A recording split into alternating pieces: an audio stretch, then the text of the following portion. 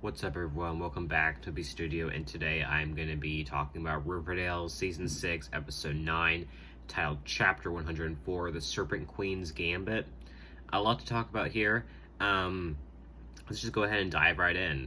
It was a really good episode. Definitely my favorite of the season so far. It was wild and crazy, but I loved how it was mainly focused on Toni. Kind of gave all of our characters something. We finally got Cheryl back.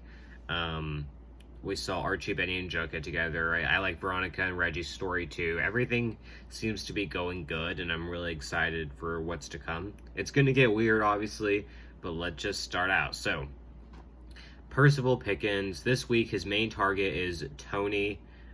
He wants to, again, last week we know he wants to rid the town of gangs. His biggest problem is like the war between the Goalies and the Serpents, and he wants to disband the Serpents. However, Toni's kind of into the idea, and she says maybe instead of being a gang, we should be more of a like activist group and like fight for what we believe in. And that's always what Toni's been like.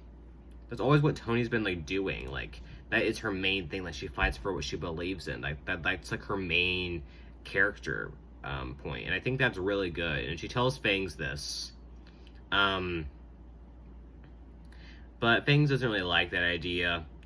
So then Kevin, like, searches their house, and pretty much, they find Fangs' weapons in there, and, you know, Fangs is mad at Kevin, so he, like, shoves him against a wall, and then Sheriff Keller arrests Fangs. So, Toni's kind of mad that Fangs has weapons in their house in the first place, because, you know, it's pretty dangerous stuff. Like, let's be honest. Like, it's not, I don't know. There's a baby in the house, so there shouldn't be weapons. That's Fangs' fault. I've never really been a Toni and Fangs shipper, and I know most people don't like them. So yeah, but we'll talk more about that later. So let's go ahead and move over to Betty, Jughead, and Archie. First of all, these sunglasses that Betty is wearing, what the hell? I mean, here's the thing. No, again, like, why? Why is she wearing these sunglasses? Like, I mean, at this point, it's just funny. Like, they look so dumb, is the thing, but at least no one's commenting on them. So they're trying to go around and make sure nobody is, like, none of their friends are, like, talking to Percival or, like, connecting with him. They talk to Veronica, who says, Percival convinced one of our patrons to commit suicide, so they have that. But Cheryl, like, or Abigail at this point wants nothing to do with them, so she kicks them out. So, what's going on with Abigail? Well, she wants to relocate Thomasina's soul into Toni's body. So, yeah, we'll talk more about that later. She does get some blood from Toni, but again, she doesn't really get far in this part of her plan. She has so much stuff going on that she can only focus on one thing at a time. Like, she wants to kill Fangs, she wants to get Thomasina back, she wants to get revenge on her ancestors, and she really ends up doing none of that. Because, obviously, our core 3 and Toni are smarter than that. So then, Twyla Twist drives by Pops and shoots it down, and once everyone hears about this gives Percival a reason to kick Toni off the council. And she's really upset. Everyone voted to kick her off except Tabitha. I really like Tabitha and Toni's dynamic this episode. I think they can be really good friends.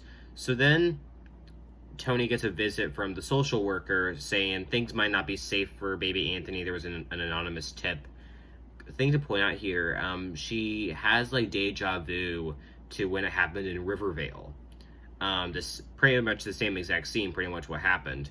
And it was very interesting. I was like, oh, okay, so the two worlds are kind of like starting to like bleed together, and I'm sure we'll get more of that later on. We'll start to see more parallels.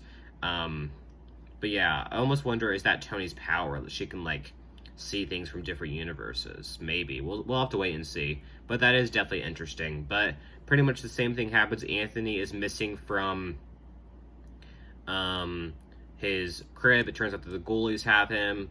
Twyla and Percival have him. Let's move over to talking about Abigail for another second. So pretty much, Abigail throws a wait. No, she feeds scones. Sorry, I'm getting my notes messed up. She makes scones and feeds them to Betty, Archie, and Jughead. Betty's smart enough not to eat it, but Archie's already eaten it. It's fine, he's invulnerable. But because Jughead ate it, they have to put salt and water to get him to throw up the scones, and that's that.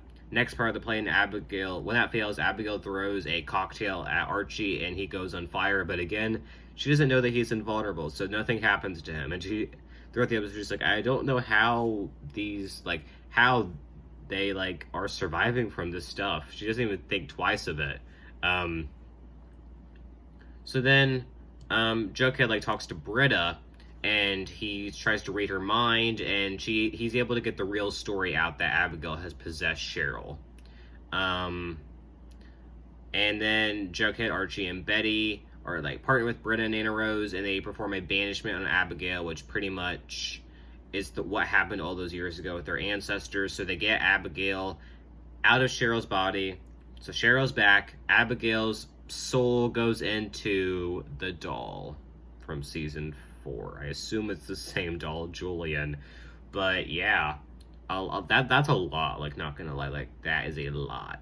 I kind of like that twist. It was really weird, but also it was fun. I'm glad that Cheryl's back, but I guess we won't see the end of Abigail. I think there's still going to be more. It's just right now she's trapped inside the doll. So, let's go ahead and move back over to Tony, and then we'll talk about the Veronica and Reggie storyline. So everyone's looking for baby Anthony. Again, I said Twyla and Percival have him. They want to do an all-out war between the ghoulies and the serpents with weapons involved. Tony says, I'll fight as long as you take baby Anthony to Pops before the fight. So they meet outside a tuna fish warehouse. I mean, only Riverdale would go that far. But it turns out the ghoulies were partnering with the cops, and they set them all up and now the serpents look bad because they have weapons. Literally on them. So then Tony live streams the whole event. So yeah, there was that. That was kind of funny. That whole scene. But so then Tony reunites with her baby, and we find out that Kevin is filing for primary custody. He thinks it's unsafe that literally Tony and Fangs are gang members. So yeah, that happened. He kind of has a point, but also it's not his kid. He decided he didn't want to have the kid with Fangs, so he really shouldn't be judging. But Percival's controlling his mind. That's obviously what's happening. And I guess this is Percival's final move against Tony.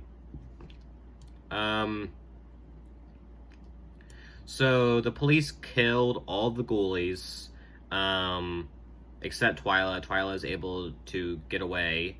But it turns out that all the ghoulies killed themselves, which means Percival can influence multiple people at once, and he is taking Tony's spot on the council. So that's kind of everything. Percival is pretty much this. Last week he was just starting his plan with everyone. This week it's specifically Tony. Probably it's gonna be Tabitha, Archie. He's just gonna go after everyone, and I think it's gonna be really interesting to see. So, and then of course it sets up this whole Tony, Kevin, and Fangs dynamic too, which is very interesting. So let's talk about Veronica and Reggie for a second. Reggie's dad's still recovering from his heart attack, and he wants to visit the casino, so Veronica offers to show Reggie's dad around. It turns out that he's in debt for $7,000. He's pretty much about to lose. And he does end up losing, and he loses the whole dealership. And